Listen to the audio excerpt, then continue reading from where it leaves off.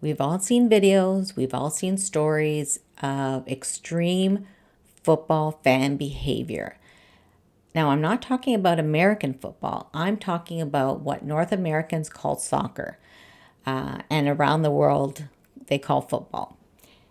This was no exception in Melbourne, Australia on Saturday when a match had to be called because the fans from Melbourne City and Melbourne Victory during an A-League soccer match invaded the field and attacked the city goalkeeper, Tom Glover. Now, apparently, what happened was fans were already there upset about a decision I'll talk about later in this video. He found a flare that was thrown onto the field, onto the pitch, and he threw it back into the fans, which I guess angered somebody who then thought it was a good idea to throw a metal bucket at his head. This gave him a possible concussion. He was bleeding. He was dazed. The match referee was also injured and sustained a head cut during the same incident. Now, there was already a planned riot, planned exodus of the AAMI stadium that was supposed to occur at the 20-minute mark, which did occur at the 20-minute mark, except it went terribly wrong. And this was in protest to a decision made by the Australian Professional League to grant the 3 grand final matches to Sydney in a deal with the New South Wales state government. Obviously, the fans of both these teams did not agree with that decision.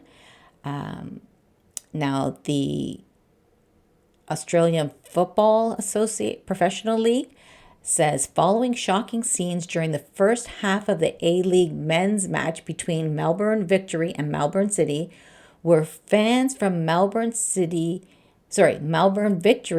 FC and entered the field of play. Football Australia match officials had abandoned the match in order to protect the integrity of the match. They also say such behavior has no place in Australian football, with a full Football Australia investigation to commence immediately, with strong sanctions to be handed down.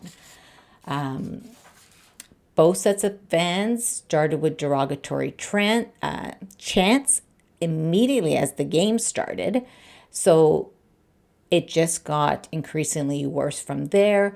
They were throwing banners and referring to their displeasure with the decision made about the championship matches. Fans were throwing flares onto the field, and this was now both teams doing this until the incident escalated where the fans invaded the field. The goalkeeper as well as the referee was injured. Former Australian goalkeeper Danny Vukovic said on Twitter, "Our game is in tatters. An absolute disgrace what happened tonight. Irreparable damage done. Darkest day for football in Australia."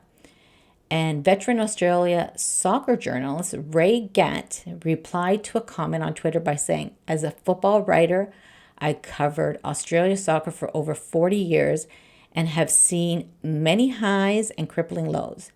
This is the lowest of the lows. So very sad." Now, I think we all, again, have seen crazy incidents of extreme fan behavior in football. And I don't think it's going to stop. I think this is just sort of, when the fans are not happy with something, whether it's the way the referee's calling the game, whether it's the way an organization is being run, whether it's fan plays, whatever. Somebody always gets out of hand and it goes sideways. So subscribe to Rovis Rants, hit the like button. We'll see if, it sounds like nobody was injured except for the goalkeeper as well as the referee. But, we'll have to wait and see whether there was actually fans who were also injured in this invasion on the field or other players. It was said that the players were taken immediately off the field after this happened. But I'll keep you up to date on any more news when it comes to this story. Subscribe to Rovis Rants, hit the like button, and we'll see you soon.